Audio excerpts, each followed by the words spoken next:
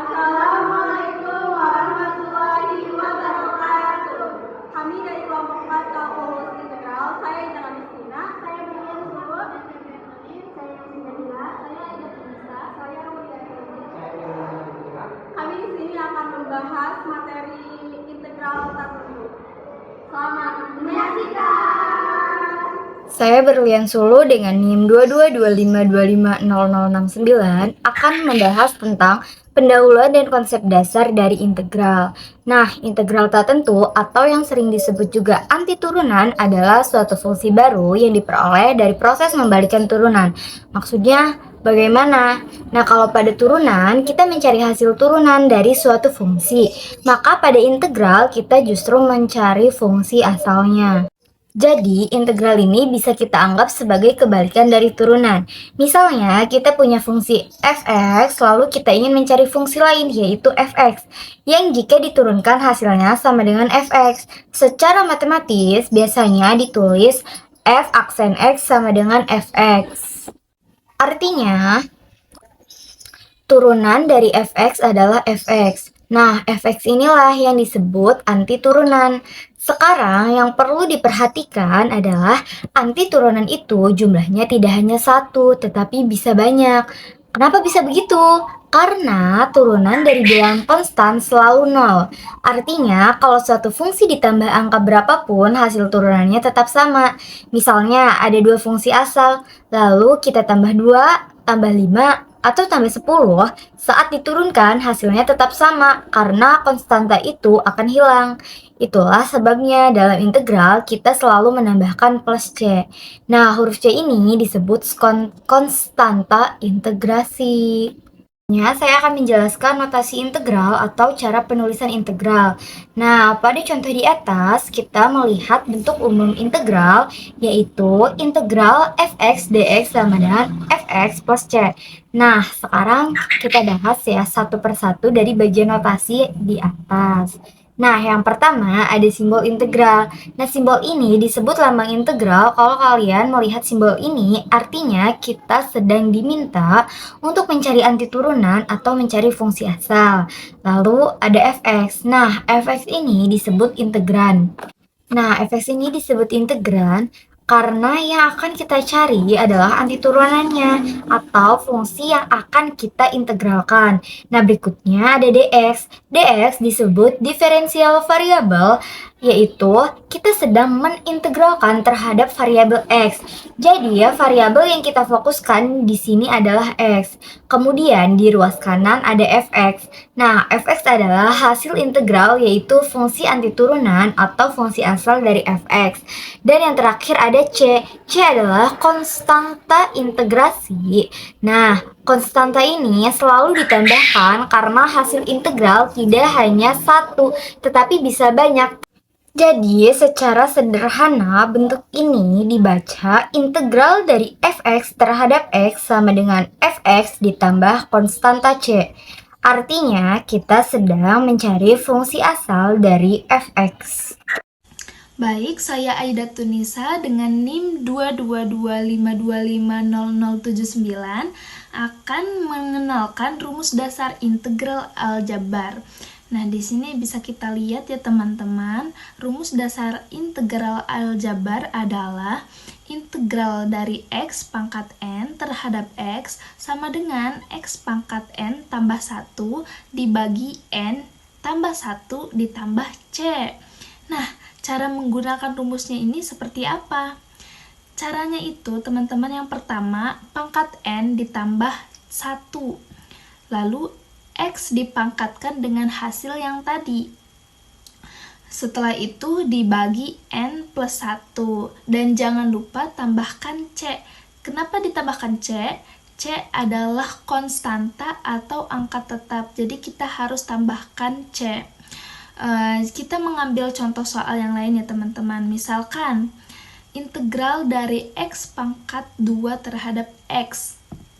Penyelesaiannya yaitu pangkat 2 ditambah 1 sama dengan 3. Jadi x pangkat 3 dibagi 3.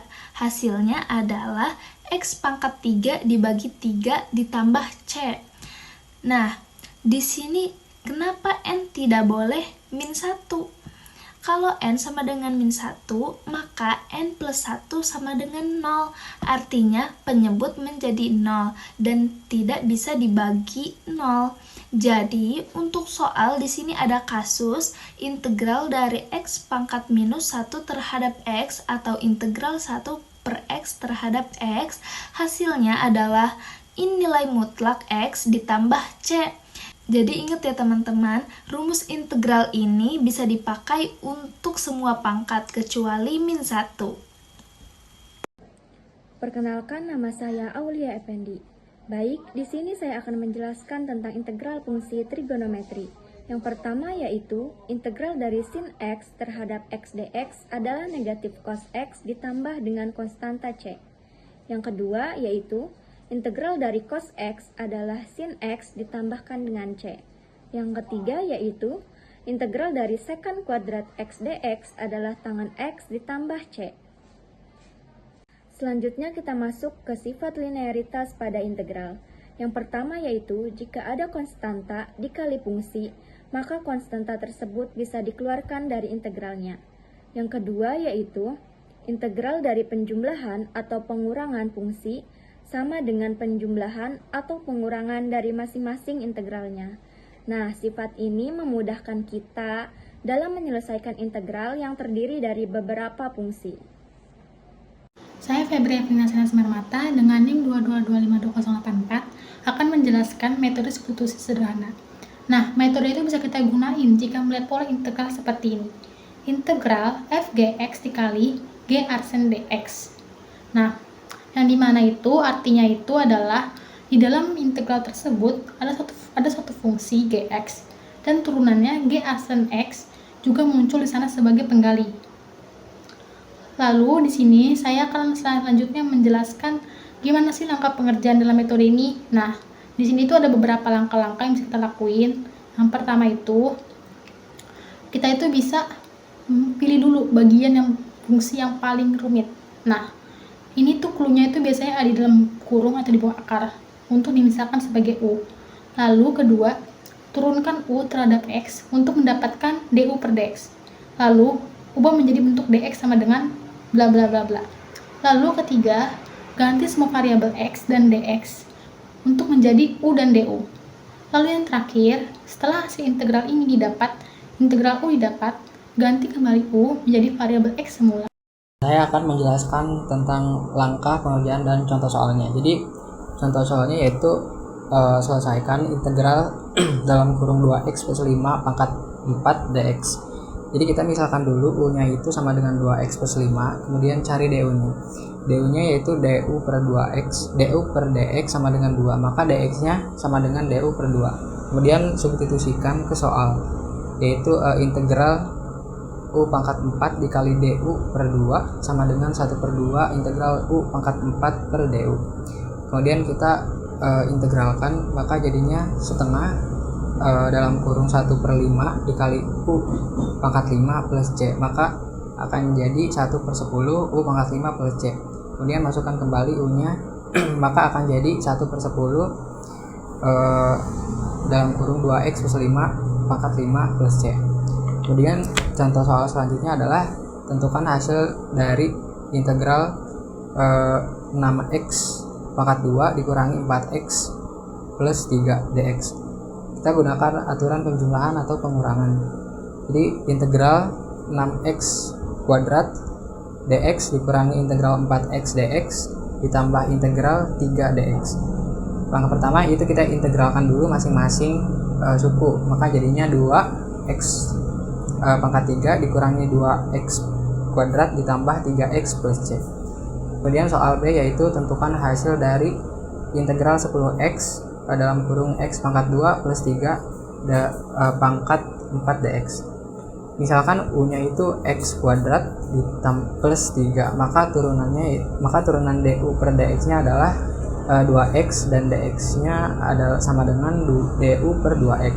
Kemudian substitusikan ke soal, maka jadinya integral 10x dikali u pangkat 4 dikali du per 2x.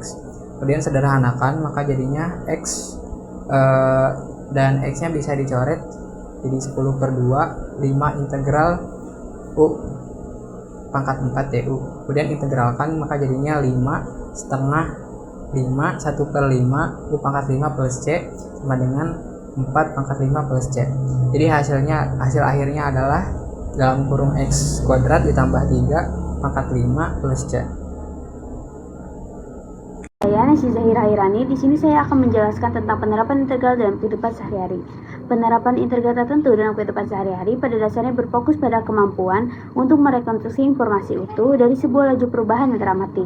Dalam bidang fisika, konsep ini memungkinkan kita menentukan fungsi posisi atau jarak tempuh sebuah objek hanya dengan mengintegralkan fungsi kecepatannya, yang sangat krusial dalam navigasi dan pemetaan pergerakan benda. Sementara itu, di dunia ekonomi, para ahli menggunakan integral untuk mengubah fungsi biaya marginal atau pendapatan marginal menjadi fungsi biaya total, sehingga perusahaan dapat merencanakan anggaran dan target laba secara lebih komprehensif. Dengan kata lain, integral tertentu menjadi alat hitung vital untuk melihat gambaran besar dari sebuah akumulasi data, mulai dari memprediksi pertumbuhan, populasi, hingga mengukur distribusi beban dalam teknik sipil. Kenalin, nama saya Intan Agustina. Saya di sini akan membahas tentang kesimpulan. Nah, kesimpulan dari integral tertentu ini yaitu anti turunan merupakan konsep fundamental dalam kalkulus yang berperan sebagai operasi kebalikan dari turunan yang memungkinkan kita untuk mengonstruksi kembali fungsi asal dari sebuah laju perubahan. Kehadiran konstansa atau C menjadi elemen pembeda yang krusial karena secara matematis ia mewakili seluruh keluarga kurva yang memiliki gradien yang sama, namun berbeda pada posisi vertikalnya. Dengan menguasai berbagai teknik seperti aturan pangkat aljabar, fungsi trigonometri, dan metode substitusi, kita tidak hanya belajar memanipulasi simbol matematika, tetapi juga memperoleh alat analisis yang sangat kuat untuk memecahkan berbagai persoalan di dunia nyata, mulai dari menentukan lintasan gerak benda dalam ilmu fisika hingga menghitung akumulasi biaya total dan manajemen ekonomi. Integral tertentu membuktikan bahwa pemahaman terhadap akumulasi setiap perubahan kecil adalah kunci utama untuk memprediksi dan memahami gambaran besar suatu sistem secara utuh. Terima kasih. Wassalamualaikum warahmatullahi wabarakatuh. Bye-bye. I just had to let you know you're